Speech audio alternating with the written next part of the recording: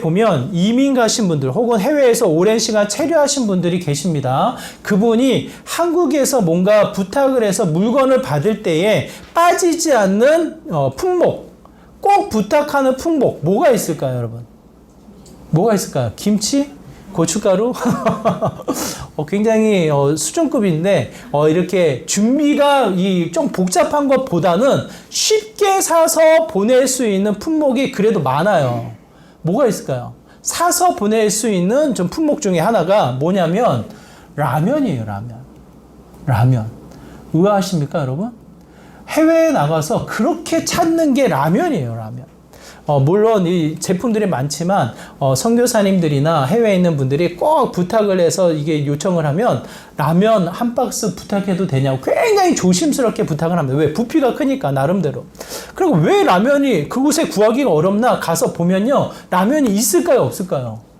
요즘에는 라면 없는 데가 없어요. 특히 우리나라 K 열풍이 불어가지고 이 연예인들이 라면 먹는 장면이 곳곳에 이 미디어를 통해서 나타나다 보니까 나름대로는 라면이 없는 곳이 없어요.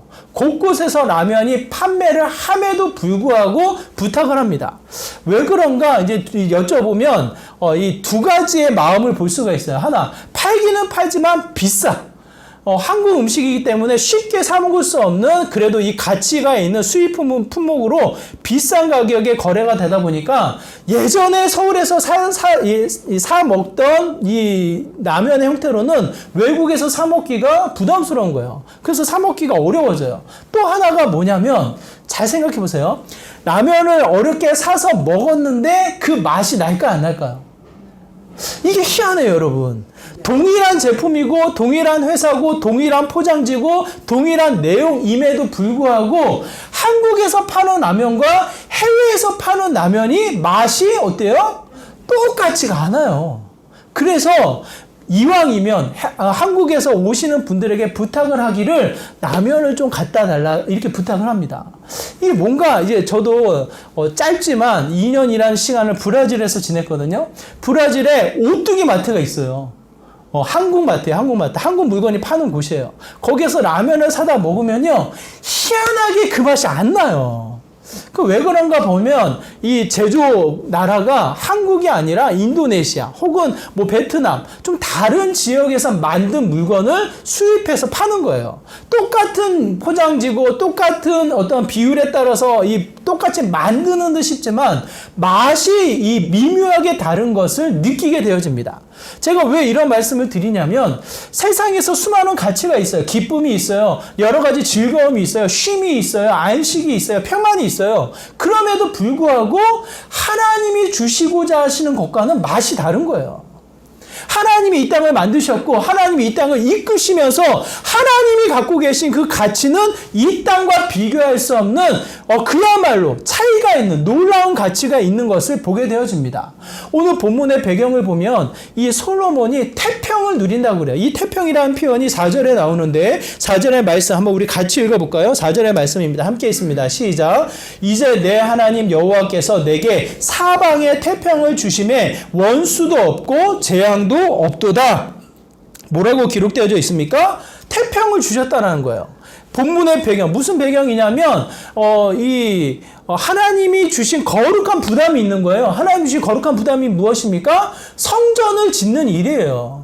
자신의 아버지 다윗 왕으로부터 이 성전을 짓고자 하였으나 그때가 이르지 못해 하나님이 허락하지 않아 성전을 짓지 못하고 언제 지을까 이 마음을 조아리며 이 시간을 보내고 있는 이 와중에 이 솔로몬에게 어떠한 상황이 펼쳐집니까? 태평을 누리는 상황이 펼쳐지게 되어집니다. 이 태평이란 단어가 누아라는 이 히브리어 단어인데요. 쉬다, 쉼이 있다, 정착하다, 안정을 취하다 이와 같은 표현이에요. 안식을 취하다라는 이 의미를 갖게 되어집니다. 이 솔로몬에게 주어진 안식이 무엇일까? 우리가 한번 주목해서 살펴보기를 원해요. 많은 소유, 권위를 가지고 있으면 이 안식과 평안을 누리게 되어집니까? 그래도 우리나라의 최고의 권위자가 누굽니까, 여러분? 나름대로 이 땅에 이 많은 국민의 표를 얻어서 선출되어진 대통령이에요. 윤석열 대통령을 바라보면서 그분의 비춰진 활동을 여러분이 지켜보면서 참 이분 평안하구나 그렇게 느껴지시나요, 여러분? 윤석열 대통령을 바라보면서 이분은 최고의 권위자로 평안을 누리고 있구나 그렇게 느껴져요? 제가 알고 있기로는 이번 주가 휴가 기간이에요. 휴가 기간임에도 불구하고 여기저기 다니면서 이 뉴스에 계속해서 노출되어지는 게 윤석열 대통령의 모습이에요. 자신의 휴가도 온전히 쉬지 못하고 평안을 누리지 못하는 최고의 권위자가 있는 윤석열 대통령. 참에 쉼과 평안을 누리게 되어집니까? 그렇지 않아요. 우리나라가 전쟁이 없습니다. 남북 관계가 이 수많은 무기로 무장하고 있지만 전쟁을 치르고 있지는 않아요. 그렇다고 해서 우리나라가 참 평화롭다 이야기할 수 있습니까? 그렇지 않아요. 지금 러시아가 이 총뿌리를 부리면서 이 여러 가지 전쟁의 소문이 극에 달해서 소문이 들려오고 있지만 그와 마찬가지로 두려움이 어때요? 우리나라에 그대로 있는 거예요. 언제 이 북한 땅이 미사일을 쏘아 올릴지, 언제 그 총뿌리를 우리를 향할지, 언제 이 경계선을 뛰어넘을지 알 수 없는 긴장감이 끊임없이 반복되어지면서 모든 사람이 전쟁의 소문이 다른 나라 이야기로 여겨지지만 마음의 평안은 갖지 못하는 거예요. 많은 소유를 가지고 있는 기업인들, 많은 이 나름대로 성공을 이루었다라는 사람들을 통해서 여러분 평화를 누리게 되어집니까? 그렇지 않은 거예요. 그야말로 이 또 다른 근심, 또 다른 염려에 가득 채워져 있는 모습을 보게 되어집니다. 전에도 제가 말씀드렸지만 한 가정을 방문했어요. 그 가정은 기업 CEO예요. 이 남편이 CEO이고 아이들이 한양대 의대를 다니고 또 성균관대 이 공대를 다니면서 나름대로는 이 한남동에 자가집을 가지고 멋지게 생활하고 있는 가정의 모습인 거예요. 제가 신방을 가서 질문을 합니다. 제가 그래도 신방을 왔으니까 함께 기도할 수 있는 기도 제목을 주세요라고 제가 여쭤봐요. 그분이 뭐라고 대답했을까요? 그분이 또렷한 목소리로 분명하게 말씀하셨어요. 저는 기도 제목이 없는데요. 여러분 부럽죠? 기도 제목이 없는 삶. 우리 아이들이 서울 이 인류대학과를 다니고 있는 그 모습, 우리 남편이 멋진 이 회사를 운영하고 있는 형태, 이 모습을 보면 부럽죠, 여러분? 저는 전혀 부럽지가 않아요. 그 이야기를 들으면서 그 어느 때보다 집중하고 그 어느 때보다 그 신방의 깊이를 추구하며 하나님 이게 뭡니까? 계속해서 마음을 물으며 하나님 앞에 정말 엎드려서 신방하는 그 순간이었어요. 기도 제목이 없다. 심각한 거죠. 그래서 계속해서 반복해서 질문을 하고 가정사를 꼬치꼬치 물으면서 왜? 기도를 해야 되니까. 물으면서 찾은 대답은 예배를 드리지 않아요. 신방은 받고 교회 활동을 하는데 주일에 예배는 드리지 않아. 왜 그래요? 너무나도 바쁜 남편이 주일에 왔을 때 남편도 교회에 신앙이 있어요. 그 직장까지 제가 가서 신방을 했어요. 같이 예배를 드렸어요. 그럼에도 불구하고 주일에 너무 바빠서 교회 나갈 틈이 없는 거예요.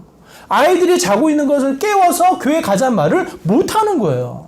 그 어머니는 기도 제목이 없다라고 이야기는 하지만 주일에 예배를 드리지 않는 삶이 몇 년째 반복되어진 것을 제가 찾게 되어져요. 그러면서 그 상황을 가지고 기도를 하게 되어집니다. 여러분 부러우신가요? 기도 제목이 없는 삶 부러우신가요? 그렇지 않은 거예요.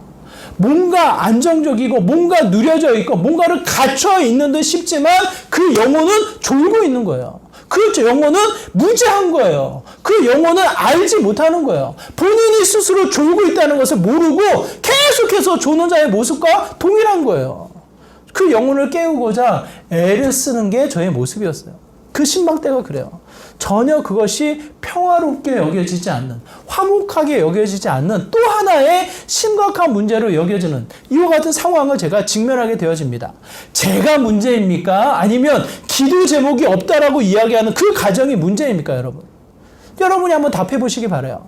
그런 와중에 솔로몬에겐 태평, 이 안식이 주어졌다라고 성경이 표현되어진단 말이에요. 이게 무슨 뜻입니까? 여러분, 분명히 예수님은 그 세상의 평안과 하나님이 주시는 평안의 차이점을 분명히 말씀하십니다. 요한복음 14장의 말씀인데요. 요한복음 14장 26절, 27절의 말씀 우리가 함께 같이 읽도록 하겠습니다. 함께 읽습니다. 시작. 보혜사 곧 아버지께서 내 이름으로 보내실 성령, 그가 너희에게 모든 것을 가르치고 내가 너희에게 말한 모든 것을 생각나게 하리라. 평안을 너희에게 끼치노니 곧 나의 평안을 너희에게 주노라. 내가 너희에게 주는 것은 세상이 주는 것과 같지 아니하니라. 너희는 마음에 근심하지도 말고 두려워하지도 말라. 분명하게 성경이 말씀하십니다. 그 솔로몬에게 임한 태평, 안식, 평안은 전혀 다른 안식인 거예요. 많은 것을 가졌다고 해서, 높은 자리에 권위를 가졌다고 해서 세상에 자신의 명성이 널리 퍼졌다고 해서 평안을 누렸다, 그거 아니에요. 만약 그렇다면 이미 그 평안이 찾아왔어야죠. 그렇지 않은 거예요. 오늘 본문을 통해서 주목해서 이야기하는 것은 여호와 하나님께서 나의 주변을 다 살피셔서 어떻게 합니까? 안식, 평안을 나에게 주셨노라 성경은 우리에게 권하여 말씀하십니다. 저는 저와 여러분이 이와 같은 평안을 누리기를 소망해요. 예수님이 분명히 말씀하셨던 세상 것과는 다른 나의 평안을 너에게 주겠노라. 나의 평안을 너에게 주겠노라 하신 그 평안을 누리는 저와 여러분의 삶이 되기를 간절히 소망합니다. 이 평안이 어떠한 평안입니까? 감옥에 갇혀있는 이 바울이 온전히 누렸던 평안인 거예요. 언제 죽을지 모르는 이 위협 속에서도 온전히 그 평안함을 누리며 하나님을 자랑했던, 예수님의 이 이야기를 써내려갔던 바울이 누렸던 평안인 거예요. 베드로는 끝까지 예수님을 쫓았지만 결국은 두려움 속에 예수님을 부인했던 게 베드로입니다. 그럼에도 불구하고 어떻게 됩니까? 예수님이 부활하시고 예수님이 만나주시고 그 베드로를 새롭게 성령의 충만함으로 이루어졌을 때 이 베드로가 어떻게 됩니까? 수많은 위협, 자신을 둘러싸여져 있는 바리새인들, 사두개인들, 대제사장의 모습을 바라보면서 이 베드로가 어떻게 해요? 평안을 누리잖아요. 하나님을 증거하며 세상과 다른 예수님이 주신 평안을 누리는 베드로의 형태를 우리에게 보여주고 있습니다. 오늘 본문도 마찬가지예요. 이 수많은 명성, 수많은 가치, 수많은 것에 둘러싸여져 있지만 이 베드로, 이 솔로몬이 고백한 것은 무엇입니까? 4절에 이야기하고 있듯이 내 하나님 아버지께서, 우리 한번 따라해 볼까요? 내 하나님 아버지께서. 그거 하나 이유예요. 그의 평안, 자신의 이 주변에 둘러싸이는 이 태평이 무엇으로부터 나타납니까? 강조하고 또 강조해서 이 솔로몬이 고백을 하는 거예요. 내 하나님 여호와께서 나에게 주신 그 평안이 임하였다고. 아무런 기근이 없고 아무런 전쟁이 없는 참된 평안을 누리는 삶이 되어노라고 성경은 권하여서 우리에게 말씀하고 있습니다. 이 예수님이 주신 평안이 왜 다릅니까? 예수님이 주신 평안이 세상 것과 달라요. 왜 달라요? 분명하게 말씀을 하셔요. 이사야서 53장 5절의 말씀에 보면 이렇게 이야기를 합니다. 우리 한번 같이 읽어볼까요? 함께 있습니다. 시작. 그가 찔림은 우리의 허물 때문이요 그가 상함은 우리의 죄악 때문이라. 그가 징계를 받음으로 우리는 평화를 누리고 그가 채찍에 맞음으로 우리는 나음을 받았도다. 예수님의 희생으로 비롯되어진 평안이기 때문에 달라요. 아담과 하와가 모든 것을 가지고 있었음에도 불구하고 선악을 알게 하는 나무를 먹고 범한 이후에 어떻게 됩니까? 하나님이 아담아 아담아 부르실 때 이 아담이 어떻게 합니까? 두려워하며 하나님의 낯을 피하여 숨었더라. 하나님의 의 소리에 숨어서 아담이 벌벌 떨고 있는 게 아담이란 말이에요. 두려워한단 말이에요. 평안이 없단 말이에요. 왜 그렇습니까? 이 선악을 알게 하는 나무를 통해서 죄를 받게 되어지고 불순종의 결과를 낳게 되어짐으로 말미암아 그 어디에도 그 누구를 통해서 그 무엇을 통해서도 평안을 누리지 못하는 형태로 남게 돼버려요.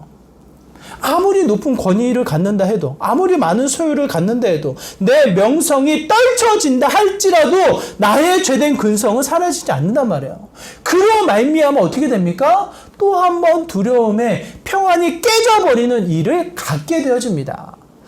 저는 저와 여러분이 예수님이 약속하셨던 그 평안, 예수님의 십자가로 말미암아 우리의 죄된 근성이 다 해결되어진 그의 찔림으로, 그의 상함으로, 그의 죽음으로 말미암아 온전한 평안을 누리는 그 상태를 우리가 함께 누리는 믿음의 삶이 되기를 간절히 소망합니다.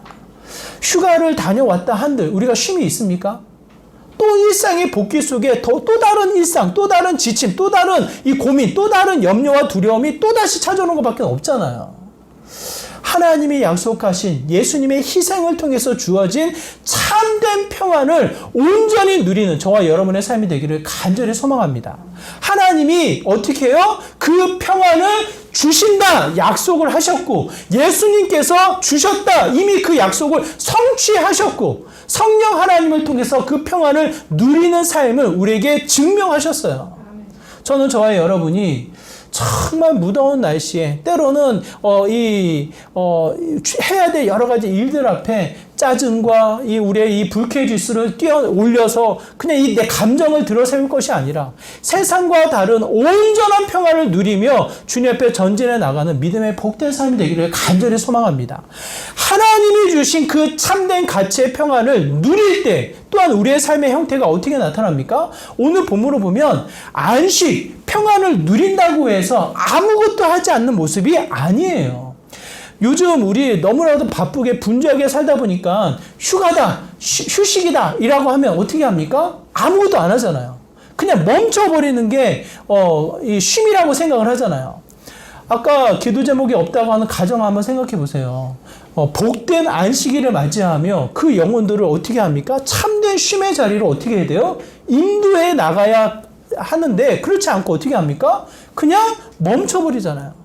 쉼이라고 해서 안식이라고 해서 하는 일을 세상에 본인들이 해야 할 일을 멈춰서서 이 아무것도 하지 않는 것을 쉼이라고 착각을 해버리잖아요. 그게 어쩌면 일반적인 세상의 개념이 아닌가라는 생각이 들어요. 근데 오늘 본문에 보면 솔로몬은 안식을 취하며 태평을 누리며 무엇을 붙잡게 되어집니까? 오랜 시간 동안 하나님이 약속하셨고 보여주셨고 알게 하셨던 성전 짓는 사명을 감당하게 되는 거예요. 그것을 붙잡는 거예요. 이 솔로몬이 오늘 본문을 통해서 두로왕 히랍에게 편지를 보내요. 뭐라고요? 내가 이렇게 안식을 누리고 있다. 하나님이 주신 평안을 누리면서 이제는 내가 하나님이 보여주신 성전을 지어야겠노라고. 당신이 좀 도와달라고. 당신이 가지고 있는 백향목을 좀 보내달라고 청하면서 하나님의 성전을 지어나가는 일을 하게 되어집니다. 오늘 본문을 통해서 우리가 살필 수 있는 것은 무엇입니까? 참된 안식, 하나님이 주신 참된 평안은 하나님으로부터 부여받은 것과 동시에 멈춰서 아무 일도 하는 것이 아니라 뭡니까? 하나님의 일, 하나님의 사명을 감당하는 믿음의 모습이 된다는 거예요. 제가 잘못 생각한 게 이 가정에 대한 잘못된 개념이 있었어요. 밖에서 교회 일, 하나님의 일을 열심히 하다가 집으로 오면 뭐예요? 쉰다. 아무것도 하지 않는다. 안식을 취한다. 이 개념이 있었어요. 그러다 보니까 집에 와서는 아무것도 하기가 싫은 거예요. 가장 편한 복장을 입고 침대든 소파든 앉아가지고 그냥 쉬는 거. 그냥 그게 제 일이라고 생각했던 적이 있어요. 여러분 그때 그 평안이 있을까요? 없을까요? 그 가정에 평안이 있을까요? 없을까요? 없는 거예요. 왜? 하나님이 주신 사명을 감당하지 않으니까. 가정을 통해서 내가 해야 할 일을 하지 않으니까 그 안에는 평안이 없는 거라고요. 무슨 뜻입니까? 참된 하나님의 평안을 유지하며 그 평안을 지켜나갈 수 있는 일은 그 자리에서도 하나님이 주신 사명을 감당해 나가는 믿음의 모습이 되어야 한다는 거예요. 거룩한 예식, 거룩한 주일, 우리는 참 쉼을 어디서 얻습니까? 하나 앞에 나와 예배를 드리며 하나님의 일을 감당하며 하나님의 사명을 이루어 나가며 참된 안식과 평안을 누리게 되어집니다. 여러분의 가정을 통해서 어떻게 안식을 얻습니까? 그냥 내부러지면서 그냥 해야 할 일 하지 않으면서 그냥 누워있으면 이 쉼과 휴식과 안식이 주어집니까? 그렇지 않아요. 따가운 눈초리가 찾아오게 되죠. 따가운 시선이 나를 바라본단 말이에요. 절대로 쉬는 게 아니란 말이에요. 언제 쉽니까? 하나님이 주신 나의 역할을 감당할 때, 남편으로서, 아내로서, 혹은 아버지로서, 어머니로서, 자녀로서의 역할이 온전히 감당되어질 때, 그때에 어떻게 됩니까? 하나님의 평안이 유지되어지는, 가정을 통해서 나타나는 평안이 선포되어지는 일을 누리게 되어진단 말이에요. 그것을 모르고 내 사명을 감당하지 않는다고 해서 쉰다고 했을 때는 어떻게 됩니까? 이 평안이 온전히 찾아오지 않는 것을 보게 되어집니다. 마태복음에 보면 이렇게 고백되어집니다. 마태복음 11장 28절 29절. 굉장히 하나님의 진리가 숨겨져 있는데 여러분 잘 살펴보시기 바라요. 마태복음 11장 28절 29절도 우리 같이 읽도록 하겠습니다. 함께 했습니다. 시작. 수고하고 무거운 짐진 자들아 다 내게로 오라. 내가 너희를 쉬게 하리라. 나는 마음이 온유하고 겸손하니 나의 멍에를 메고 내게 배우라. 그리하면 너희 마음이 쉼을 얻으리니. 오래요. 하나님 품으로 오래요. 와서 다 쉬래요. 쉬면 여러분이 생각하는 쉼은 무엇입니까? 여러분이 쉬는 건 뭐예요? 어깨에 메고 있는 짐 내려놓고 좀 이 단추도 좀 풀어내고 허리띠도 풀면서 긴장을 내려놓고 그냥 널브러지면서 쉬는 게 쉬는 거잖아요, 여러분. 그렇잖아요, 여러분. 그게 여러분이 생각하는 쉼이잖아요. 근데 방금 읽은 우리 마태복음에서 뭐라고 이야기합니까? 마태복음 11장 28절 29절 뭐라고 이야기해요? 여러분 잘 주목해서 보세요. 뭐라고 이야기합니까? 29절 후반부에 보니까 나의 멍에를 메고 내게 배우라요. 그 멍에를 내버려 두고 아무 일도 하지 말고 그냥 쉬어라. 그렇게 이야기하고 있지 않단 말이에요. 분명하게 성경이 우리에게 제시하는 것은 내가 해야 될 멍에, 내가 짊어질 짐, 내가 감당해야 될 사명, 이 모든 것을 어떻게 해요? 메고 감당하고 그 일을 배우면서 참된 쉼을 얻으라는 거예요. 그 자리에 쉼이 있다라는 거예요. 7월달, 8월달 우리 학생들이 방학이라고 해서 아무 공부도 하지 않고 방학, 쉰다라고 생각하고 아무것도 하지 않고 그냥 7월, 8월 보내면 됩니까? 그러면 9월 새로운 학기를 맞이하면서 그렇게 보내고 있나 봐요. 지금 대학생들은 그러나 봐. 새로운 학기를 맞이하면서 어떻게 해요? 쫓아가기 바쁜 거죠. 나름대로는. 해야 할 일이 많으니까. 나름대로는 7월, 8월에 해야 할 일을 어느 정도 감당해 놓아서야 참된 평화가 유지되어 나가는 형태를 취하게 되어집니다. 나름대로는 체력을 키우며 운동을 하며 자신의 어떤 이 발전과 성숙을 이루어 나가는 플러스 되어지는 요소를 채워 나갔을 때에 새해기를 맞이하며 또 다른 이 평화를 유지해 나가는 모습을 갖게 되어진다고요. 아무것도 하지 않는다. 이것은 착각인 거예요. 잘못된 생각이라고요. 세상이 주는 이 세상의 분주함이 주는 잘못된 생각인 것을 우리가 깨달아야 합니다. 이 솔로몬은 이 성전을 짓겠노라고 붙잡으면서 7년의 시간을 매달리게 되어져요. 그리고 나서 이 성전만 짓습니까? 왕궁을 또 지어야 된다는 생각에 13년 동안 붙잡혀가지고 24년 동안 건축하는 일을 감당하게 되어집니다. 태평을 누리며 평안을 누리는 것이 만약 세상의 목적이면 아무 일 하지 않고 그냥 멈춰버려야 하는데 솔로몬은 어떻게 합니까? 이 공사를 한단 말이에요. 공사를. 여러분 이게 뭐 집 짓는 일이 내가 새 집에 들어가니까 너무 기쁘고 좋은 일인가요, 여러분? 제가 지금 우리 1층에 이 테이블이 바뀌었잖아요. 이 테이블이 왜 바뀌었냐면 분당에 제가 잘 아는 선배 목사님이 교회를 이제 새롭게 이제 교회를 꾸며서 이전을 하면서 너무 깨끗하고 너무 좋으니까 이제 아는 교회 후배 목사님들에게 좀 가져가라고 이렇게 막 나눠준 거예요. 제가 그래서 너무 좋겠다고 이렇게 막 이렇게 격려 막 주고받고 했을 거 아니에요? 그분이 하는 말이 선명하게 느껴져요. 뭐라고 이야기하는지 아세요? 자신의 목회 중에 다시는 이사하지 않을 거라고. 다시는 교회 짓는 일도 없을 거고, 다시는 공사할 일 없을 거고, 다시는 지금 지하의 한 공간을 넓은 공간을 사서 들어가는 거예요. 그래서 저는 이제 돕는 말로 교회를 더 지으셔야죠 이렇게 말을 했더니 다시는 교회를 짓지 않을 거라고. 왜 그렇습니까? 왜 그래요? 힘든 거예요. 어려워요. 안식임에도 불구하고 성전을 짓는 거 쉽지 않은 일이에요. 그럼에도 불구하고 어떻게 합니까?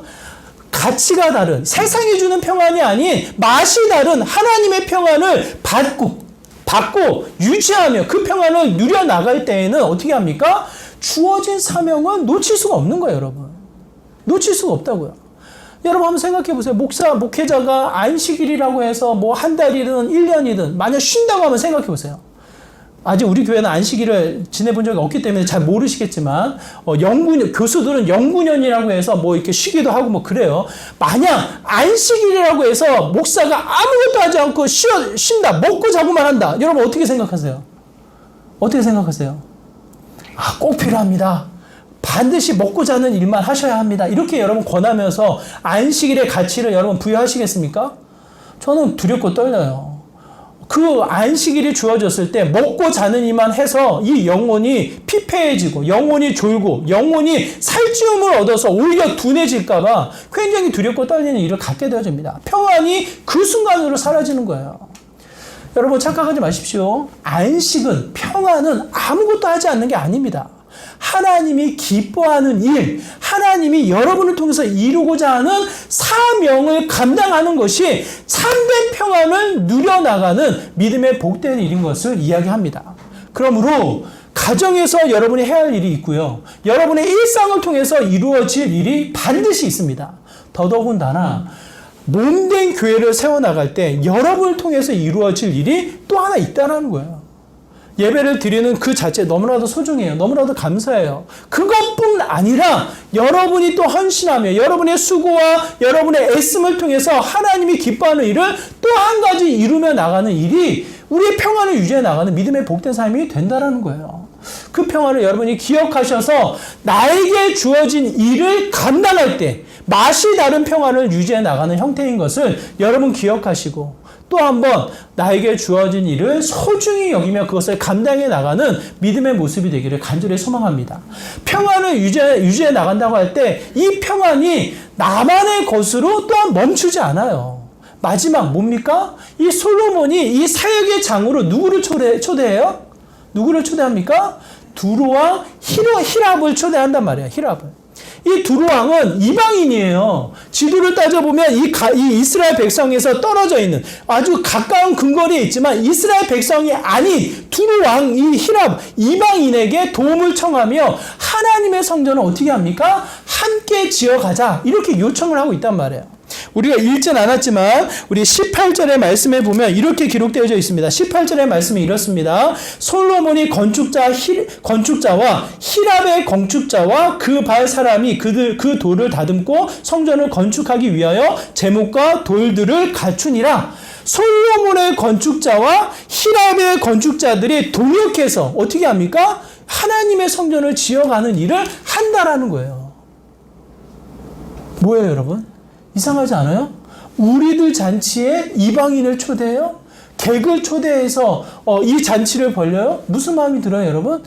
우리끼리 먹지 뭐. 우리끼리 다른 사람 끼면 또 복잡해. 우리끼리 먹지. 그게 우리 마음 아니에요? 그게 세상의 맛이고 세상의 기준이라면 하나님의 가치는 전혀 다른 거예요. 초대교회 때 예수님을 맞이했던 수많은 이스라엘 백성들이 무슨 착각을 합니까? 철저하게 자기들만의 잔치, 자기들만의 일, 자기들만의 사역, 자기들만의 하나님으로 착각한 거란 말이에요. 바울을 통해서 하나님이 무엇을 깨닫게 합니까? 유대인의 하나님과 동시에 이방인의 하나님은 아니냐? 대물으시며 뭐라고 이야기합니까? 그 하나님이 이방인의 하나님이시니라 그 명제를 분명하게 말씀하시잖아요. 어떻게 합니까?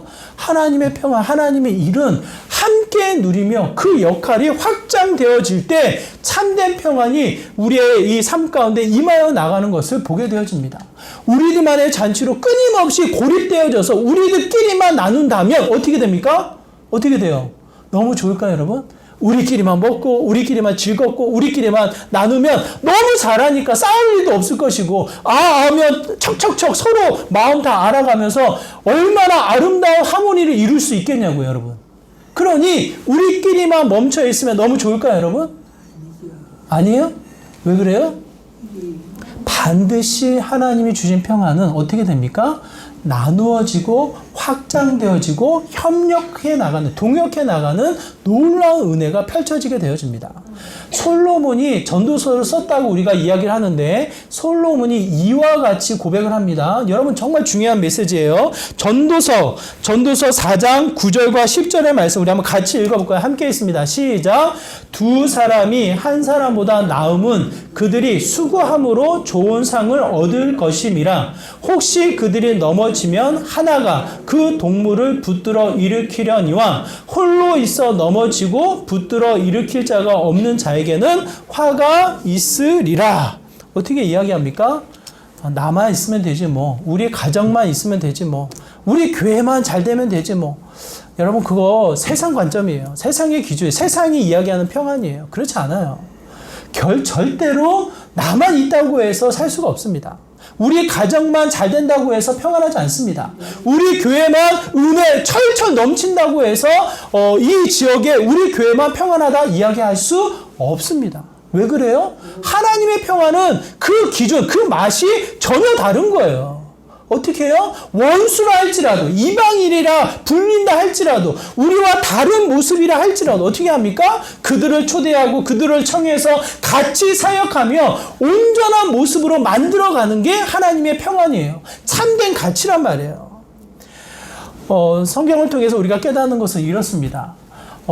노마서에 보면 이 바울이 고백하기를 한 몸을 이루는 우리의 몸, 하나의 이 기능도 같은 기능이 없다라는 거예요. 서로 다르다는 거예요.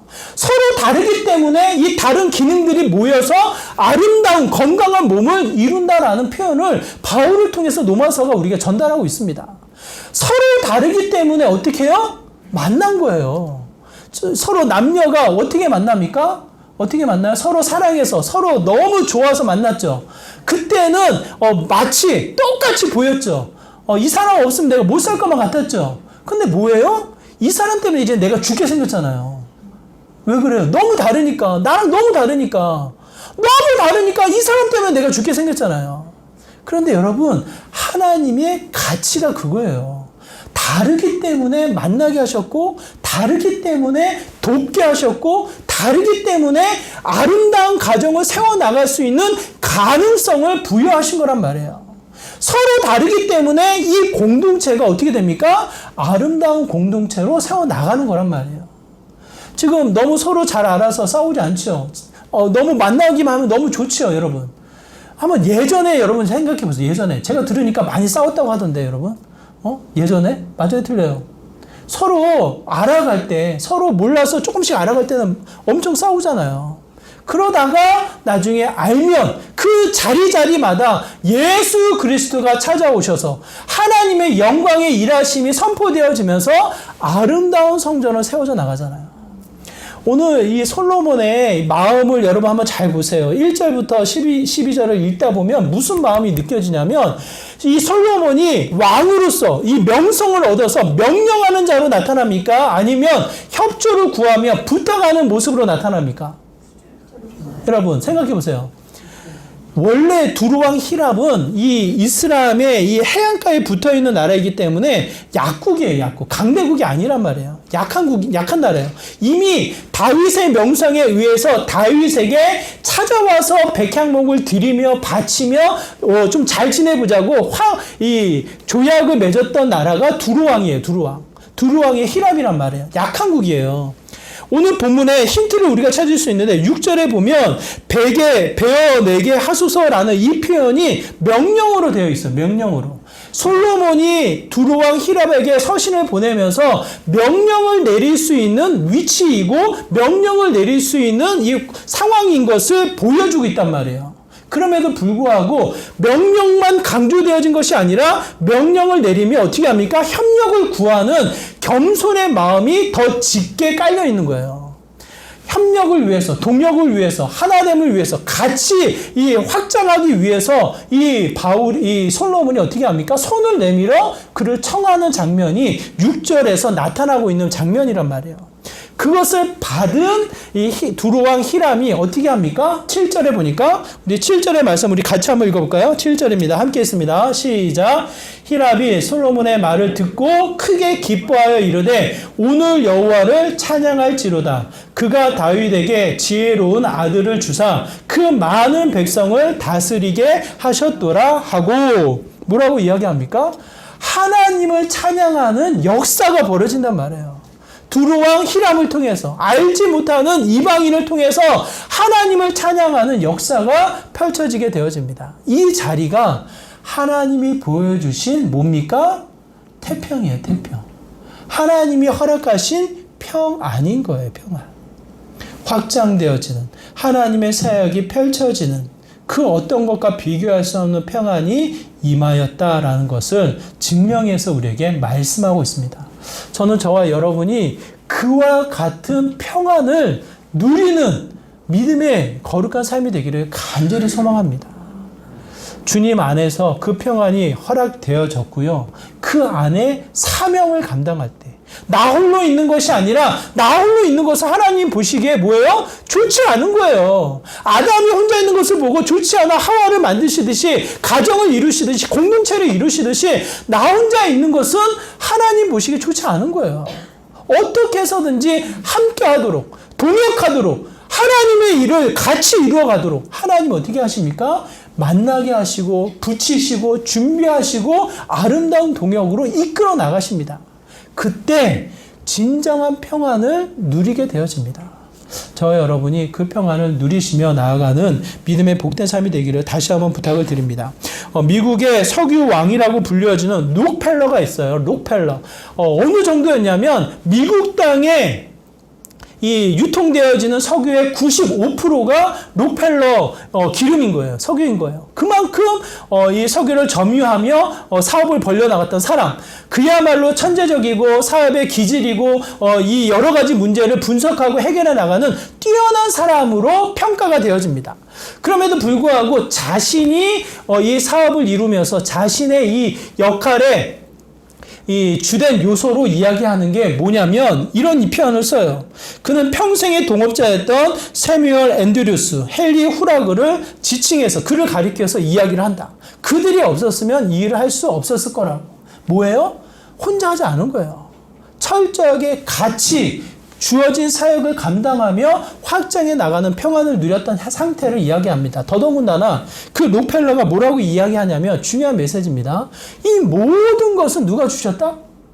이 모든 것은 나의 뛰어남, 나의 지혜, 나의 재능 누가 주셨다? 우연으로 얻었다? 그렇지 않은 거예요. 이 록펠러는 철저하게 하나님을 믿고 철저하게 주일 예배를 지키며 자신이 받은 이 예물에 대한 쓰임처를 철저하게 하나님 앞에 드리며 하나님을 섬겼던 사람이에요. 이 모든 것은 하나님이 주셨다. 그의 기부 활동, 그의 신앙생활에 이 물질을 들여나가는 형태, 여러 가지가 하나님을 드러내며 하나님을 증명해 나가는 일에 쓰여졌다라고 기록되어져 있습니다. 맨 처음 이 사업에 이 질투했던 사람들이 록펠러를 이기적이라고, 이 사업에 이 돈밖에 모르는 사람이라고 평가하며 그 록펠러를 악평했다면 시간이 지나면서 이 많은 사람들이 록펠러가 죽고 뒤늦게 록펠러를 평가하면서 이야기하기를 철저하게 하나님을 믿고 동역하며 하나님 앞에 모든 것을 들여나가는 행위, 기부 활동과 이 헌금 활동을 들여나가며 살아왔던 이 모습을 주목하며 많은 사람들에게 이제는 존경을 받는 사람으로 바뀌어졌노라고 이야기를 합니다. 저는 하나의 인물로만 소개되는 것이 아니라 저와 여러분의 거룩한 도전이 함께 임하여 나가기를 소망합니다. 하나님이 약속하신 맛은 전혀 다른 거예요. 세상에 맛볼 수 없는 어느 그 비교될 수 있는 어떤 그런 맛이 아닌 전혀 다른 가치의 맛인 것을 이야기합니다. 하나님이 주셨고 그 일을 감당해 나갈 때 온전히 누려지는, 더 나아가 확장되어지는 은혜임을 성경 우리에게 말씀하고 있습니다. 하나님이 주신 참된 평안을 저와 여러분이 같이 누리시며 다시 한번 그 평안을 증거해 나가는 저와 여러분의 삶이 되기를 간절히 소망합니다. 정말 무더워요. 이번 한 주 이슈가 정말 여러 가지 일상 속에 여러 가지 이 희생, 피해자가 나타나게 되어지고 이상 기온으로 인해서 지금 전 세계가 몸부림하며 특히 우리나라가 세계 챔버린 대회를 벌이고 있는 상황 속에서 한 부분도 이 마음을 놓칠 수 없는 긴장과 두려움 속에 놓여져 있는 시대의 흐름을 보게 되어집니다. 어디에서 평안을 누릴 수 있겠냐고요, 여러분. 다시 한번 주님이 주신 평안을 소망하며 그 평안을 온전히 지키며 누리며 우리의 일상을 통해서 승리해 나가는 믿음의 복된 삶 되시기를 주님의 이름으로 축원합니다. 우리의 일상 주님이 허락하신 평안이 가득 넘쳐나는 믿음의 복된 삶 되시기를 주님의 이름으로 축원합니다. 우리 말씀을 기억하면서 함께 기도하기 원합니다. 하나님, 세상이 주는 두려움, 세상이 주는 근심에 나의 습관에 멈춰 있는 것이 아니라 주님이 약속하신 평안, 예수님께서 나의 평안을 너에게 주겠노라 말씀하신 그 평안을 기대하며 소망하며 그 평안을 누려나가는 믿음의 삶이 되기를 소망합니다. 다시 한번 그 평안에 거하게 하여 주옵소서. 그 사명을 감당해 나갈 때 그 평안이 유지되게 하여 주시고 다시 한번 확장되고 동역하며 그 평안이 넓혀 증거되어져 나가는 믿음의 귀한 삶 되게 하여 주시옵소서라고 이와 같은 마음으로 함께 기도하며 나오도록 하겠습니다. 기도합니다. 하나님, 이 시간 간절한 마음으로 기도합니다. 세상이 주는 두려움, 세상이 주는 염려에 우리의 마음이 위축되어져 있지 않기를 소망합니다. 예수님이 약속하신 것처럼 세상이 알 수 없는, 세상이 줄 수 없는 세상 것과는 다른 나의 평안을 너에게 주겠노라 주님 말씀하셨습니다. 그 평안을 누리는 참된 안식과 쉼을 누리는 믿음의 귀한 삶 되기를 소망합니다. 쉰다고 해서 멈추는 것이 아니라 아무것도 일을 하는 것이 아니라 정말 주님의 사명을 감당해 나가는 그 평안을 유지해 나가는 믿음의 귀한 삶 되기를 소망합니다. 아름다운 동역과 아름다운 공동체를 통해서 참된 평안을 유지해 나가는 믿음의 귀한 삶 되기를 소망합니다. 하나님, 우리의 일상 가운데 임하여 주시고 참된 평안을 더하여 주시고 성령의 충만함을 통해서 다시 한번 그 은혜를 누려나가는 믿음의 복된 삶 되게 하여 주시옵소서. 주님.